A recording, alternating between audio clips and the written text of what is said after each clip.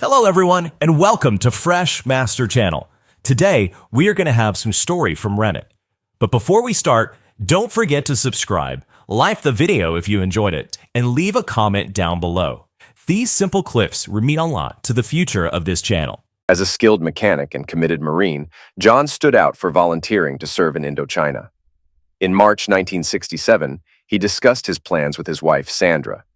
Married for 3 years, they had a small house and were planning to start a family. Sandra worked as a paralegal, and with her income and his, they managed well financially, with good savings for emergencies. Sandra cried but understood John's strong sense of duty. John was strong and muscular, known as a tough fighter. Marrying his high school sweetheart had calmed him down, though he could still fight if necessary. They said their goodbyes and spent a passionate night together before he left. "You'd better come back in one piece," she said.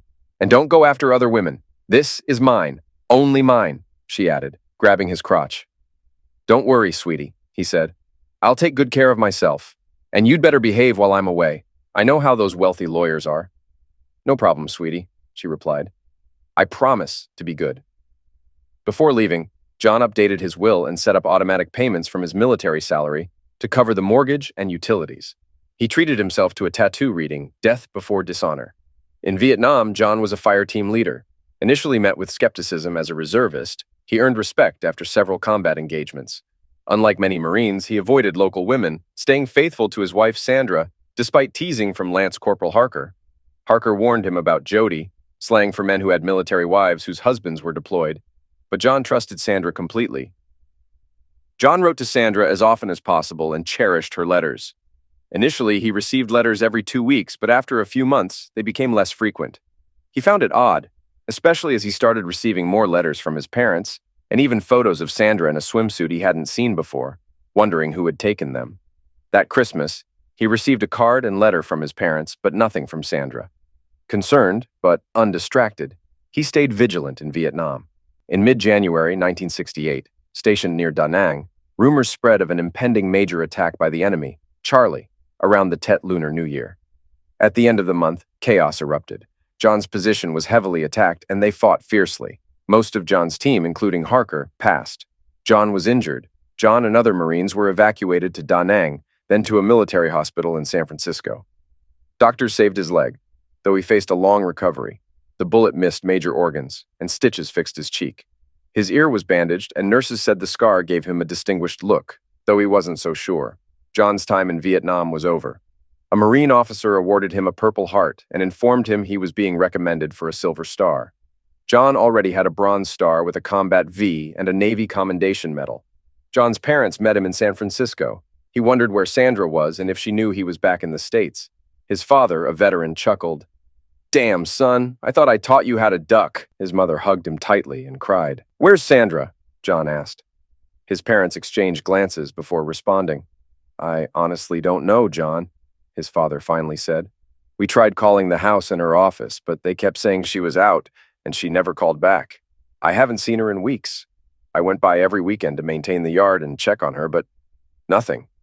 "Tell him, Bob," John's mother said. "Tell me what, Mom?" John asked. "What's going on?" "John, the last time I saw Sandra was maybe 2.5 months ago.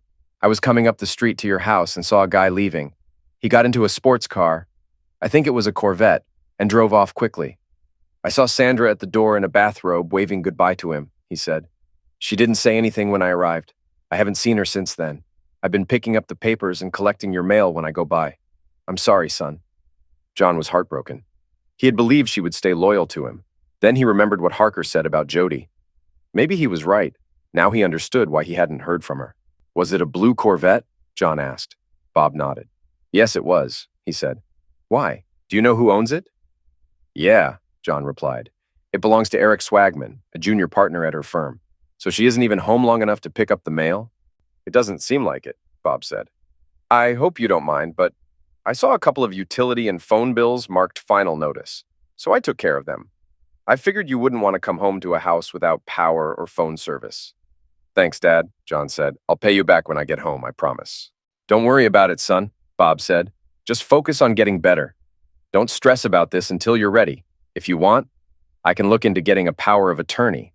If she's not handling the bills, who knows what else she might have done." For all we know, she might have already cleaned you out. John asked a nurse for help in finding a military lawyer. Soon, a Navy lieutenant commander arrived and took notes as John and his parents explained the situation. He took out some papers from his briefcase. "I'll get these papers prepared for you, Corporal," he said. "They will give your parents special powers of attorney to handle the issues you mentioned. I suggest you see a family law attorney in your home state as soon as possible. I'll have the paperwork ready, and we can meet here this afternoon to sign and notarize it." "Thank you, sir," John said. After the lawyer left, Bob turned to his son. "As soon as we get home, John, I'll check the bank to see what's going on. I still have the house key you gave me, so I'll stop by and check on things there. You know, George Williams, who retired from the police force a couple of months ago, is now working as a private investigator. I can ask him to look into this if you want," Bob offered. "I'm not sure I can afford a private investigator, Dad," John said. Bob shook his head.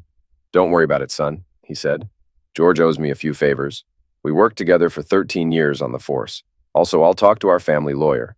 I think he still handles family law cases." "By the way," Bob continued, "Mr. Wilkins said, your job at the shop is still available. He's been saving a quarter of your pay since you left as a return bonus. He said he wasn't going to let the best mechanic in the state slip away.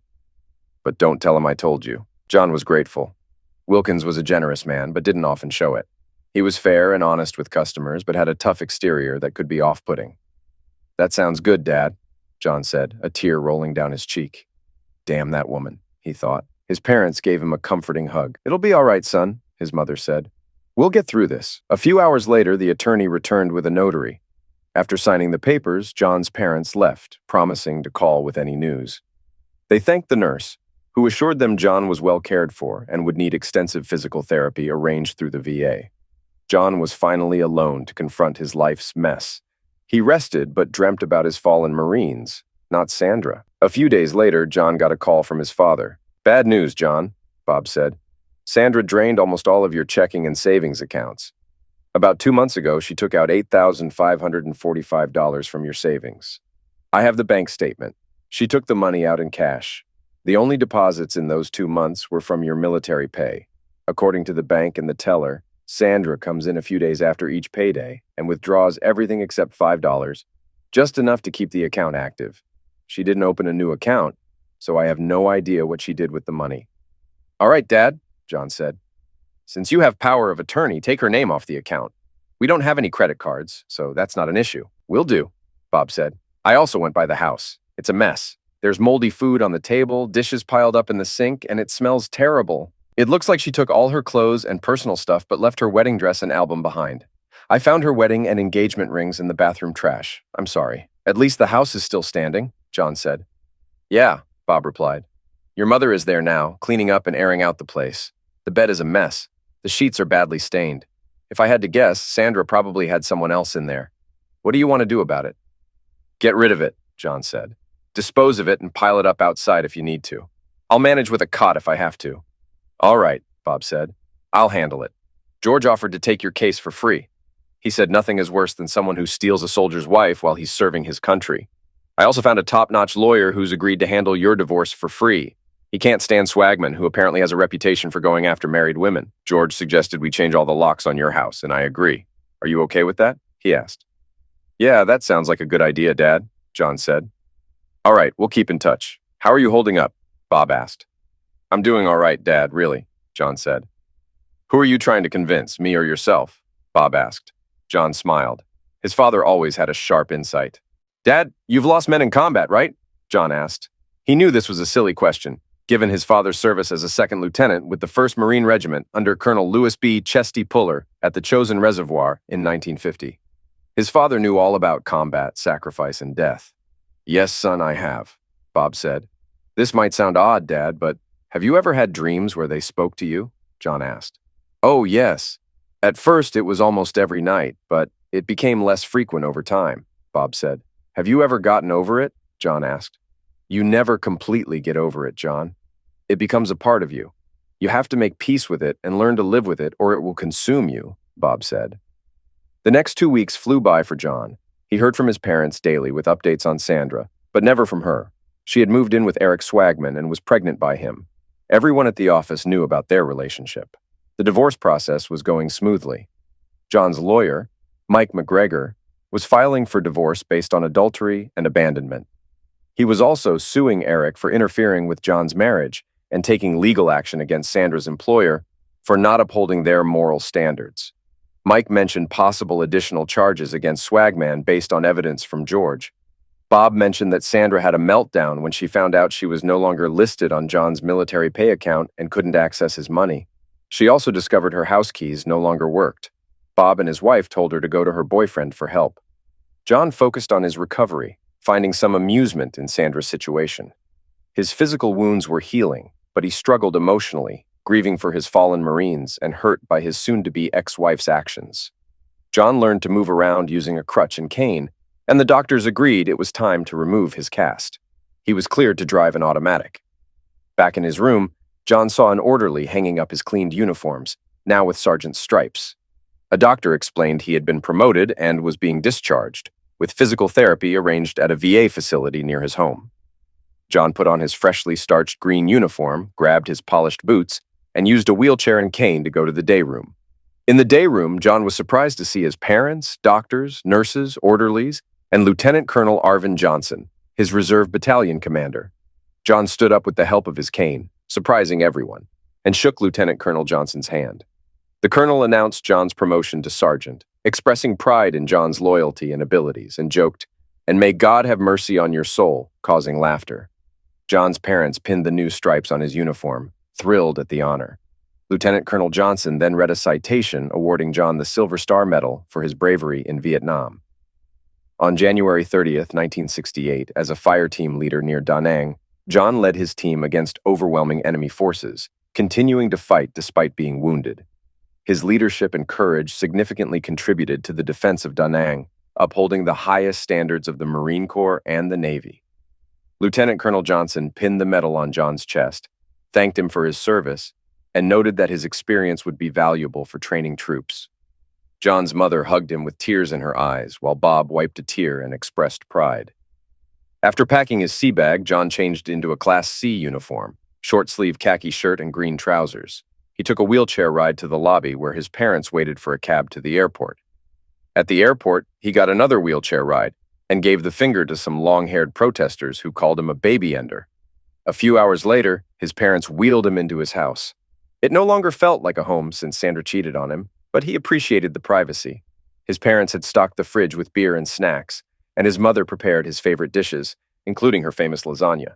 He changed into jeans and a t-shirt and put his gear away.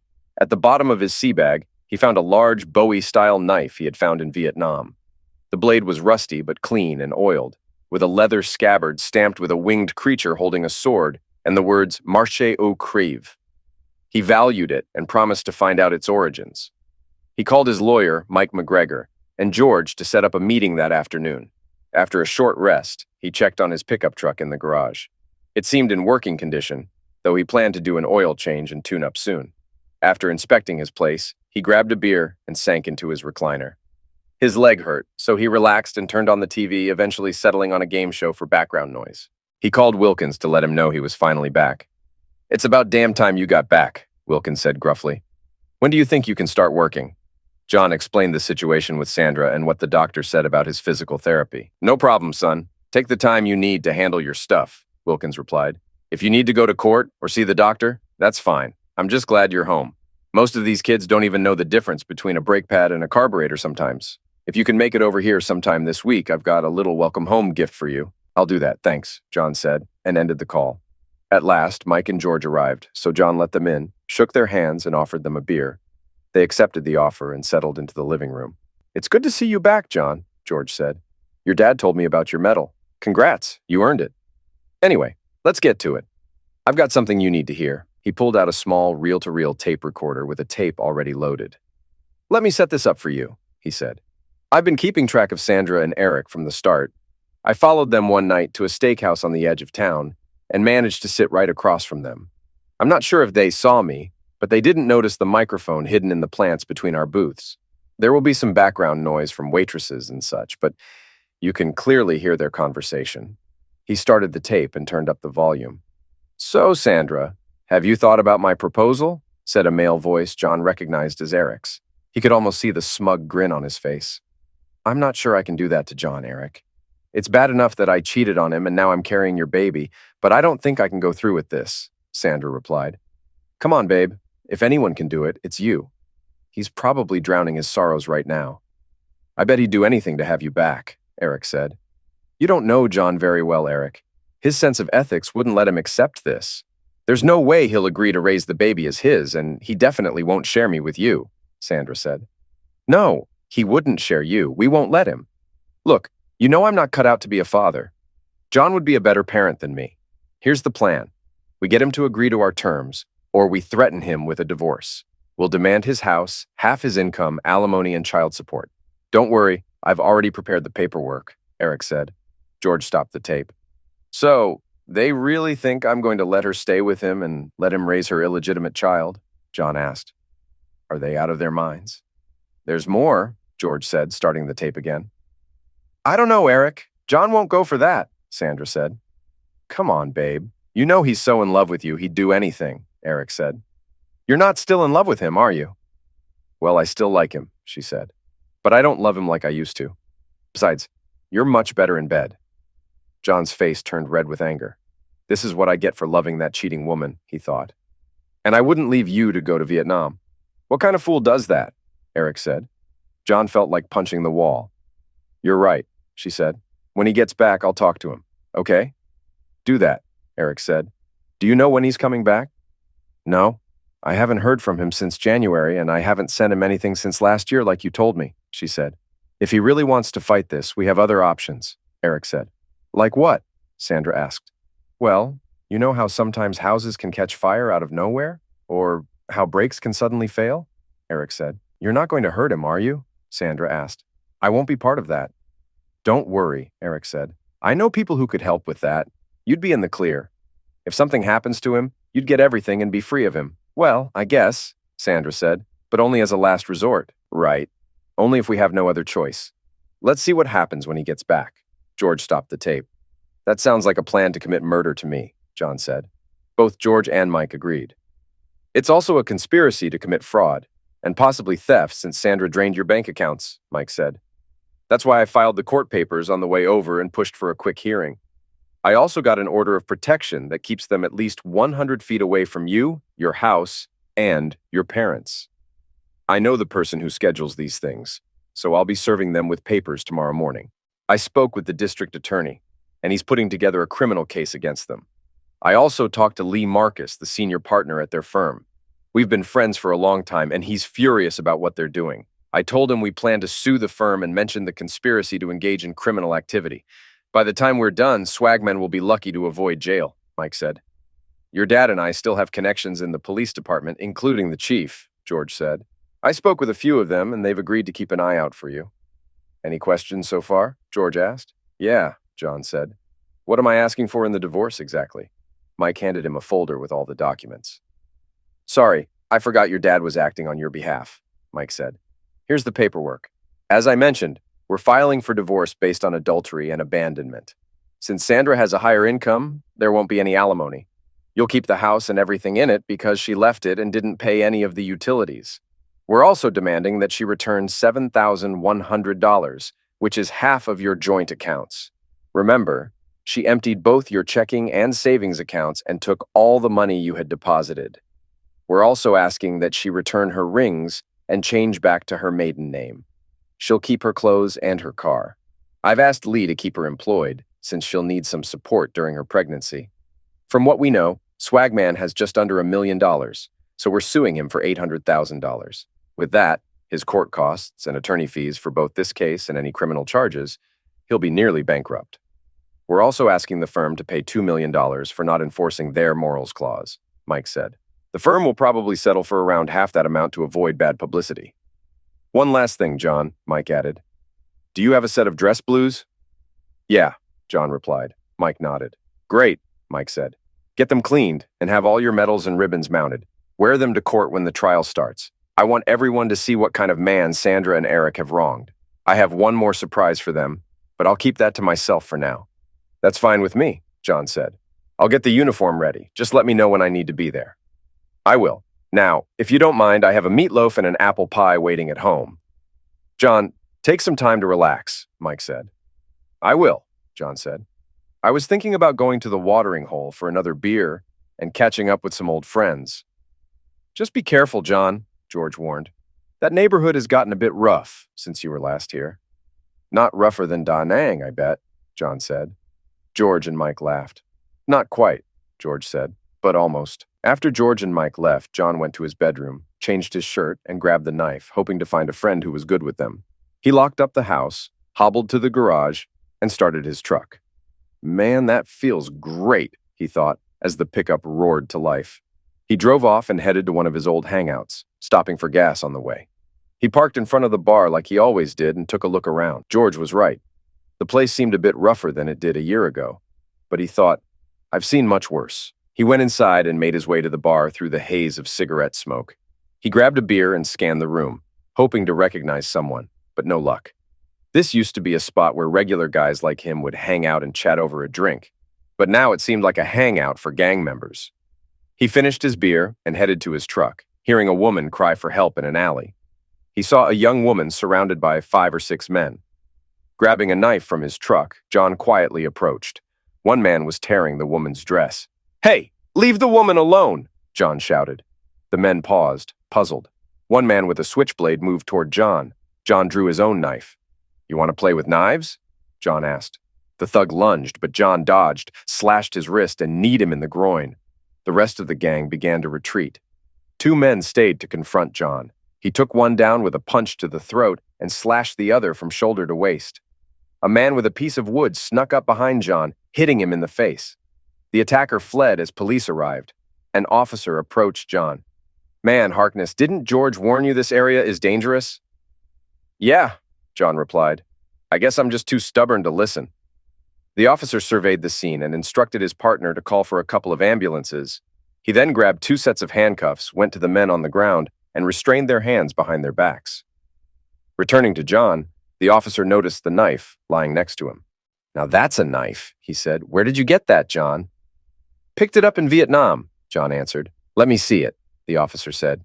"Do you have a place to keep this thing?" John handed over the leather scabbard. The officer examined it closely. "French Foreign Legion? Really?" he asked. "Marine Corps," John said. "Just got back." "I know you were in the Marines, John. I'm talking about the markings on the scabbard. The emblem shows it's from the French Foreign Legion. The words under it mean march or die. This doesn't look like standard issue. I bet it belonged to a French soldier at some point." The officer put the knife back in its scabbard and handed it back to John. "You should put that somewhere safe before a tough cop takes it from you. Maybe frame it or something," he advised. John nodded. "Yeah, I'll do that," he said. The woman approached the officer. "Please don't arrest him, officer," she said. "He saved my life. These men were going to do something terrible to me." The officer looked at her torn dress. "It's all right, ma'am. He can go, but he needs to see a doctor, and we'll need a statement from you," he said. "I'll take him to the emergency room in my car, officer, and I'll give you my statement at the hospital. Is that okay?" she asked. The officer thought for a moment and then agreed. "All right, miss," he said. "You can follow me to the hospital." He shouted to his partner, who quickly came over. The second officer looked at the 3 men in handcuffs and whistled. "Wow," he said. "Isn't that Juan Mendoza, the gang leader we've been hearing about?" He was referring to the smaller man who attacked John first. The first officer nodded. "Yes, it is," he said. "And this guy took all 3 of them down?" the second officer asked. The first officer nodded again. "Looks like it," he said. "Unbelievable," the second officer said. By then, 2 ambulances had arrived, and paramedics were putting the gang members into them. The first officer helped John stand up. "So you didn't get enough of this in Vietnam?" he asked with a smile. John chuckled, even though it was painful. "Guess not," he said. "All I wanted was a beer with some friends." "Well, this lady will take you to the ER. Hand me your keys. My partner will drive your truck home, and I'll pick him up after I'm done at the hospital," he said. He pointed at John. "And stay away from this place. It's gotten rough. Drugs, gangs, you name it. All the guys are hanging out at the Rockwood on the other side of town these days." "Thanks, officer. I'll keep that in mind," John said. He followed the young woman, who introduced herself as Amelia Simmons, to her car, a small Dodge Dart. "Aren't you the guy who got a Silver Star in Vietnam?" she asked on the way to the hospital. "Yes," he said. "How do you know about that?" "Who doesn't? It was all over the news today," she said. "Why are you out here?" Shouldn't you be home with your wife or something? John couldn't hold back his tears and started quietly crying. He felt worse knowing that strangers seemed to care more about him than his so-called loving wife. "I'm sorry," she said. "I didn't mean to upset you. What happened?" John briefly explained the end of his marriage, and Amelia began to tear up. She parked in the emergency room lot, found a spot, and hugged him tightly, not caring about getting his blood on her dress. John felt quite embarrassed by her gesture. "You poor man," she said, tears streaming down her face. "That awful woman doesn't deserve you." John looked at her, puzzled. "Why are you crying?" he asked. "Those men were going to end me. But you jumped in to help, even though you could have been killed yourself. You didn't even know me, but you risked your life for me," she said, crying. "I can never repay you for that." John hugged her back. "You don't owe me anything," he said. "Yes, I do," she insisted. "I owe you everything. You put aside your own pain to help me, so I'm going to help you heal. No matter how long it takes, I'll mend your broken heart," she promised. "I swear no one will ever hurt you again. Not like her," she said. "You don't even know me," he said. "You didn't know me either," she replied. "But after tonight, I know all I need to know. John Harkness, you're my hero, my knight in shining armor. I want to care for you, hold you, and fill the emptiness in your heart. Please, let me do that for you." John thought about what she said. When he looked into her eyes, he saw only genuine love, no deceit. There was something beautiful about her that he couldn't quite describe. Maybe it was because of everything with Sandra. In his mind, he heard Harker's voice. "Go for it, Corporal. Sorry, Sergeant." He smiled, knowing Amelia had no idea why. "All right," John said, giving her a gentle kiss. Amelia hugged him tightly. "You won't regret this, John, I promise," she said. They went into the hospital emergency room, where the officer waited while the doctor checked out both John and Amelia. The doctor cleaned the cut on John's cheek while x-rays were processed. After looking at the x-rays, he told John that nothing was broken and that the nail in the board had only scratched his skin. Amelia was also fine. John gave his account of what happened that night, and the officer seemed to accept it. "John," the officer said, "Amelia seems like a decent person, but she's had a tough time. Her parents died in a car accident a few years ago, and she's been struggling ever since. She has no family and barely gets by as a waitress. I know you have your own issues and don't need more problems, but it would be great if you could help her out. Maybe you two could support each other." "Thanks," John said. Maybe you're right. He was surprised by what the officer shared. Amelia had never mentioned any of her difficulties, yet here she was comforting him. He felt something he hadn't felt in a long time. Maybe it was love. Whatever it was, it felt a lot better than what Sandra had given him. The officer handed him a card. "Call me if you need anything," he said before walking over to Amelia. "You can follow me to John's place. I need to pick up my partner anyway," he added. She thanked him and they left the emergency room. They drove to John's house in silence. John had a lot on his mind. His soon-to-be ex-wife had betrayed him, his Marine friends were gone, and now there was Amelia. John didn't believe in coincidences, but he couldn't help but wonder. They were both hurting, yet they chose to set their own pain aside to support each other. When they arrived at John's house, he invited her inside after the officers left. "Come on in, Amelia. I don't bite, and it's much more comfortable inside than in your car," he said. "I don't want to be a burden," she replied. John grabbed one of her bags from the car. "Don't worry about it," he said. "It's no trouble. I have an extra room, and it's definitely safer than sleeping in your car." "Okay," she said. "I suppose you're right." After settling Amelia's things in the guest room, John invited her to the living room and offered her a cup of coffee. She accepted and made herself comfortable on the couch while he prepared their drinks. They shared their stories, with John explaining everything about his marriage and his service in Vietnam. Amelia did the same, sharing her own life story. She told John that her parents worked hard but struggled to make ends meet. They lived in an apartment when they died in a car accident, leaving her with nothing but the need to sell off everything she owned. There was no inheritance, and the little money she had went to covering her parents' final costs. She lost her job as a secretary when her boss moved away and ended up waiting tables at a small diner close to the alley where she was attacked. The pay was low, but she managed to get an apartment with a friend. Her friend, however, got a job in another state and left. Amelia couldn't afford the apartment on her own, so she moved in with a guy she had dated a few times. Unfortunately, he wanted more than she was ready to give and started being abusive. After a few weeks, she left and ended up back in her car, trying to save enough money to rent a room somewhere. "Why don't you stay here?" John suggested. I don't want to take advantage of you, she replied.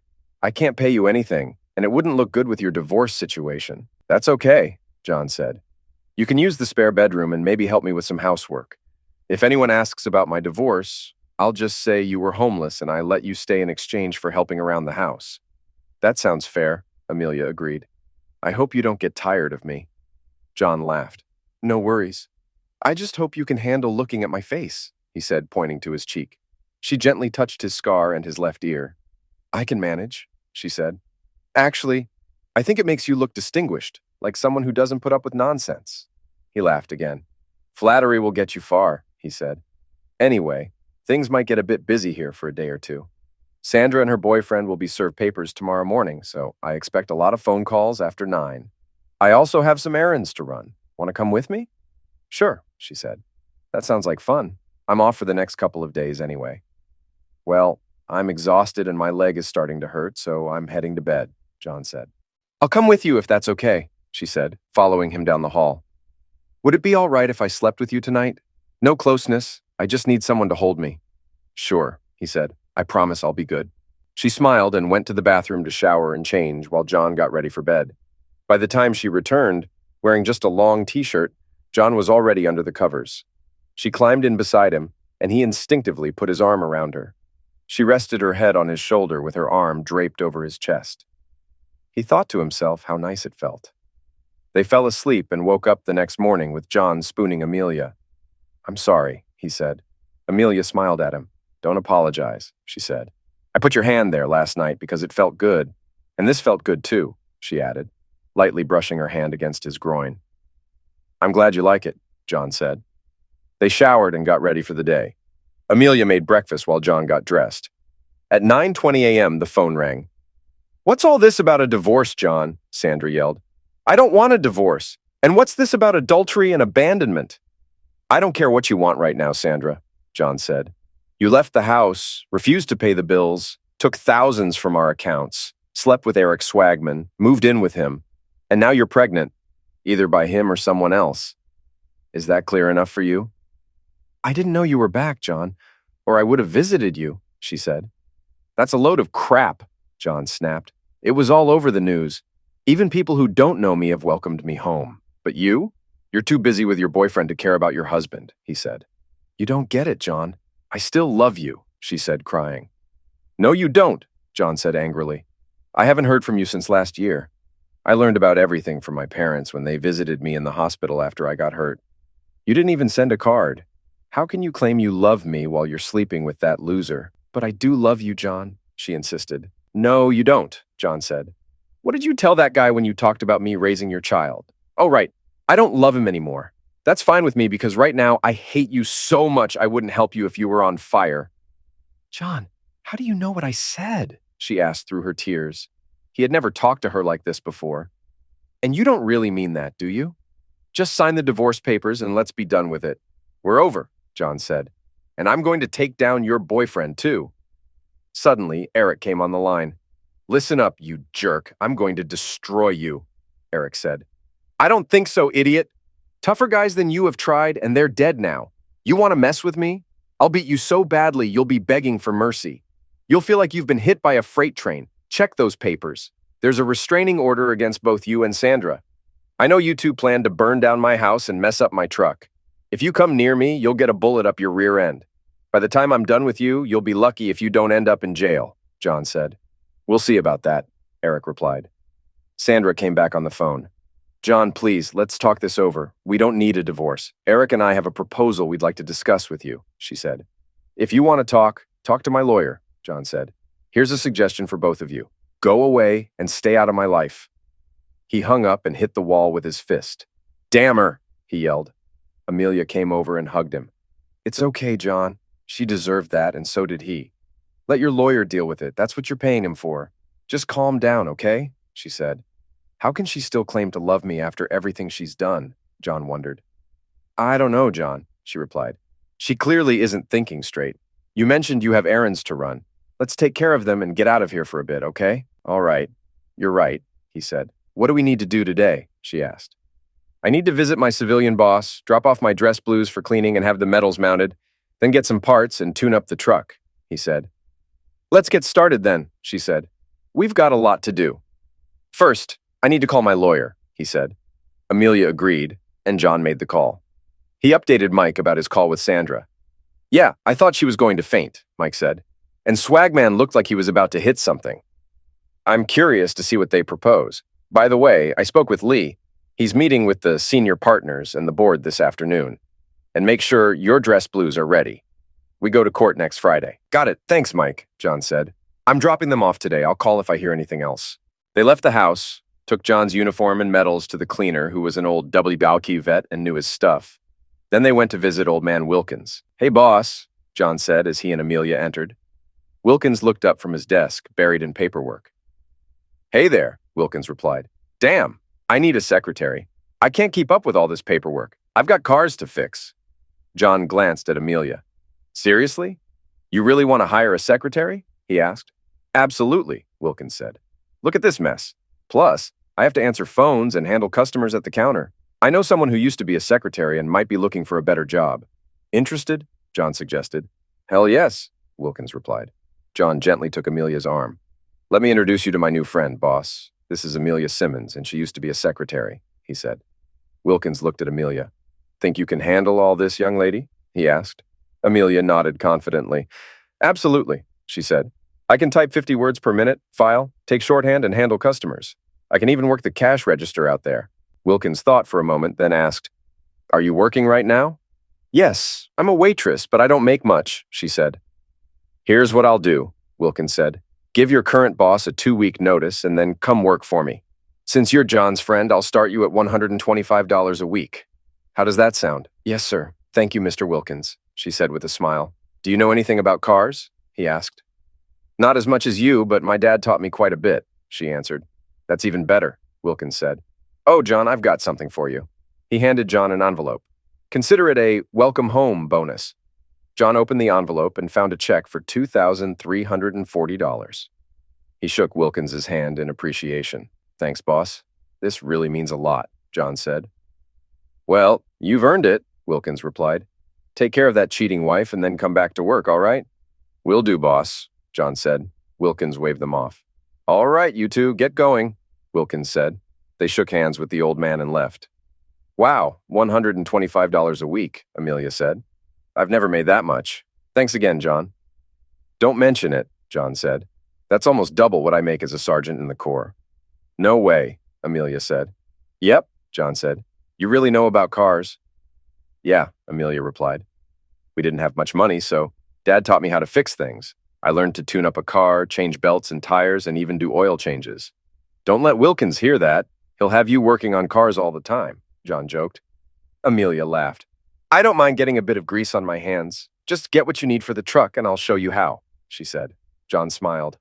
Wow, I think I'm falling for you, John said. Amelia giggled and kissed him on the cheek. Me too, she said. They stopped at John's bank where he deposited the check, putting 10% into savings as usual. He took out $100 for spending and ordered new checks without Sandra's name on them. Then they went to an auto parts store and bought everything John needed for the truck. After grabbing a hamburger, they headed home. John thought about how the place felt like a home again with Amelia around. He pulled the truck into the garage and got everything ready while Amelia went inside to change. She came back out wearing old, worn jeans and a t-shirt. So, what should we do? John asked. Amelia grabbed the spark plugs and wires.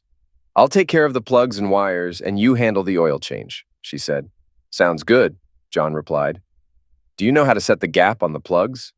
Are you serious? She asked. Without waiting for a response, she took the tools she needed and got to work. John was amazed at how skillfully she used his tools. He gathered what he needed and began changing the oil. By the time he finished, she had also replaced the spark plugs, wires, rotor, and distributor cap. He inspected her work and was very impressed. Everything looked flawless, but appearances can be misleading, so he lowered the truck and started the engine.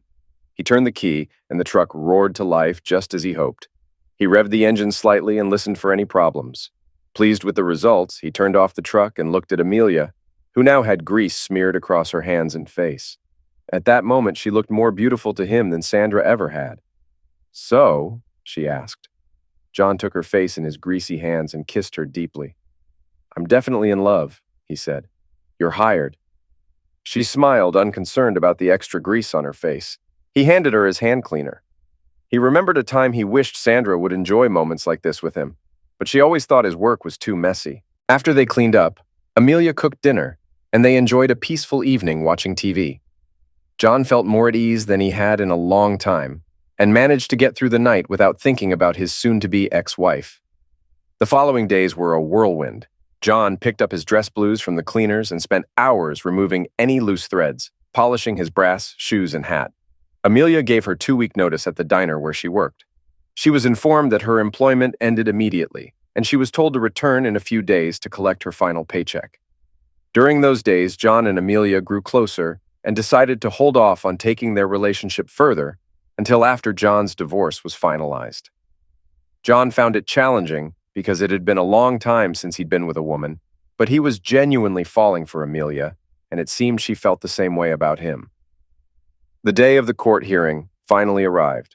John showered, shaved, and dressed in his uniform after breakfast, then went into the living room where Amelia was waiting in a lovely printed dress. "Wow," she said, admiring him in his dress uniform adorned with medals. "You look fantastic," John smiled. "Thanks, but I feel like a Christmas tree," he replied. "You look amazing, too." At the courthouse, they were greeted by 14 Marines from John's unit, including Lat Col Johnson and Sergeant Major Roberts. After introductions, they entered the courtroom. The Marines filled 2 rows as John approached the table where Mike was waiting. John's parents also joined the Marines. John glanced over at Sandra and Eric at the opposite table. Sandra's eyes widened when she saw the man she had cheated on.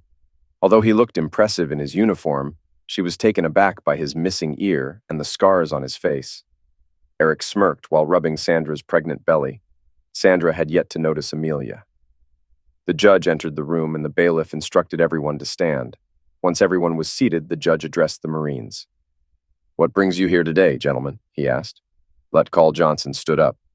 "Your Honor, my Marines and I are here to show support for Sergeant Harkness and, if needed, to speak on his character," he said. The judge acknowledged this with a nod. "Thank you, Colonel," the judge said. "I don't think we'll need that, but I appreciate the support." The Marines remained silent but cast stern looks at Sandra and Swagman throughout the hearing, which proceeded as Mike had described. The judge asked both parties a series of questions covering their marriage history and the reasons behind John's divorce request. Sandra admitted to abandoning the house, neglecting utility payments, and getting pregnant by Swagman, who then tried to convince the judge to order support for the child. The judge asked, "You really expect me to make Mr. Harkness pay child support for a child you fathered? Are you serious or just not thinking clearly?" Denied. Throughout the hearing, the judge rejected every motion and request from Swagman. At the end, the judge ruled in John's favor, granting him everything he had asked for: the house, a permanent restraining order, and no support payments. Sandra was also ordered to return half of the money she had taken from their joint account and revert to her maiden name. She didn't need to return her rings as she had already thrown them away. Swagman protested, but the judge silenced him with his gavel. "Mr. Swagman," the judge said, using his gavel to point at him, "I am ordering an investigation into your involvement in this case. At the very least, there's a significant conflict of interest. And I know the district attorney is looking into other potential illegal activities, including conspiracy. I also understand there's a lawsuit against you for alienation of affection. Your actions and responses today will be considered in that matter." He hit the gavel on the desk. "Mr. Harkness's divorce petition is granted," the judge announced. Swagman jumped up angrily and charged at John, but was stopped by the bailiff. "You bastard!" Swagman yelled. "I'm going to kick your ass. I'll keep messing with your ex and anyone else you get involved with. I'll ruin you." "I don't think so," John said calmly. Swagman looked at John, then at the Marines in the courtroom, who were glaring at him and Sandra with hostility. Sandra looked down, embarrassed. Lee Marcus, who had been watching from the back of the courtroom, approached Swagman after his outburst. "You're fired," Lee said. "I'm also filing a complaint with the state bar. Pack up and leave my office by the end of the day." He glanced at Sandra as Swagman stormed out, cursing. "You still have a job, Sandra, at least until after the baby is born and you've had some time to recover. We'll reassess your performance then," he said. He turned back to John and shook his hand. "Thank you for your service, Sergeant," he said. "On behalf of the partnership and the board of directors, I apologize for what you've been through." He then turned to Mike. Given the situation and considering Mr. Harkness's service, the board accepts your initial offer. We don't see the need for more hearings. Please make an appointment with me next week to finalize everything. Mike nodded as he and Lee shook hands. Thanks, Lee. I'll call on Monday, Mike said. Lee smiled. Great. Maybe now I can win back some of my money on the golf course, Lee said as he left. Amelia came over to John and hugged him. John hugged her back and noticed Sandra watching him through her tears as he ended the hug. John, I'm so sorry, Sandra said. I didn't mean to hurt you. Well, you did, he replied. I just want to know one thing. Why? Sandra shrugged. I don't know, she said. You were gone. Eric was around. Maybe I started thinking about money and was tired of being broke. One thing led to another. And, well, you know the rest. What were you two talking about? He asked. Eric thought you'd be okay with raising my child while letting me be with him, she said. I didn't like it at first, but the idea started to grow on me. Again, I'm sorry. John shook his head. I see you didn't waste any time replacing me, Sandra said, glancing at Amelia. Amelia stepped in front of John, looking ready to confront Sandra. I'm not here just to replace you, she said. I'm here to heal a good man's heart, the heart you broke, and I plan to spend the rest of my life doing that. Sandra looked down before responding. I guess I deserve that, she said. John, do you think we could ever be friends again? She asked. I'm not sure, Sandra, he replied. You hurt me deeply. If it weren't for Amelia and my family, I might not even be here now. I didn't know, John. I'm really sorry, Sandra said, crying. She turned and left the courtroom. John shook Mike's hand as he got ready to leave. By now, the other Marines and John's parents had gathered around them. Thanks for everything, Mike. I really owe you, John said. Mike waved him off. Hey, that's what friends and family are for, right? Mike said. Plus, I've always wanted to see that jerk get put in his place. I'll catch up with you next week after I talk to Lee. You got a big payday coming. Now go out and celebrate. You've earned it. After shaking hands with the Marines and gathering his things, Mike left. Good job, Sergeant, Colonel Johnson said, shaking his hand. The other Marines also shook his hand and wished him well. After they left, John's parents hugged him. We're so proud of you, son, his mother said. And who is this lovely lady? She asked. John introduced Amelia proudly, and his parents hugged her warmly as if she were family. You need to bring her over for dinner sometime, John, his mother said. John smiled. I hope to do that a lot from now on, he said. Sandra's pregnancy ended in a miscarriage, and she was told she couldn't have more children.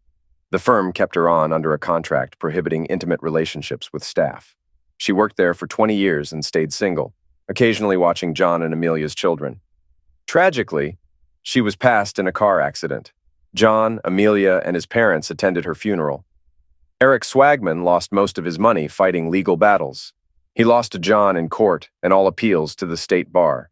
The district attorney didn't press charges due to insufficient evidence. One night, after leaving a bar, he was beaten by masked men, with severe injuries to his Johnson and a Semper Fi sign around his neck. Weeks later, he was found hanged. John proposed to Amelia the day his divorce was finalized. They married with a traditional Marine sword ceremony. They continued working for Old Man Wilkins until he passed away in 1980, leaving the shop to John. John remained in the reserves, retiring as a master gunnery sergeant in 1992, a year after Desert Storm. He occasionally dreamed about Vietnam, but managed it well. John and Amelia ran the shop until retiring in 2008, passing it to their two sons. 10 years later, while window shopping, John saw a drawing of the rose tattoo he had almost gotten in Vietnam. He decided to get Amelia's name tattooed over his heart. What are you doing? Amelia asked. John explained, I want your name right here, over my heart, where it belongs. You promised to heal my heart all those years ago, and you did. Now I want everyone to know how much I love you. Amelia's eyes filled with tears. You don't need to do that, she said. Oh, yes, I do, John said. I owe you everything. She sat down knowing that once John made up his mind, nothing could change it. Are you sure you want to do this, Grandpa? The artist asked. John took off his shirt. Absolutely, he said. Okay, the artist replied. Will it hurt? Amelia asked. Yeah, it's going to hurt a lot, John said. But it's worth it to me. Amelia smiled and wiped away her tears as she watched the artist tattoo her name on his skin.